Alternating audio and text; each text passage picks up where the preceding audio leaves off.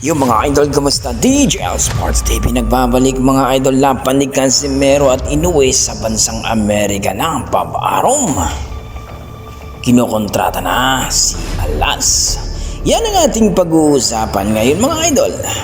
Pero kung bago naman kayo napadpad sa ating YouTube channel mga idol, baka pwede naman makahingi ng isang like, subscribe at pakipindot na rin ang ating notification bell mga idol para ma-update kayo sa ating bagong video na katulad nito. Well mga idol, alam naman natin na kung saan laban ni Turman at Team So ay napurnada nga ito mga idol dahil umayaw itong si Turman sapagkat na-injury daw ang mananap. Well mga idol, ayon sa mga pinagkakatiwala nating source mga idol, kaya daw umayaw itong si Turman sapagkat hindi daw mabinta ang kanilang ticket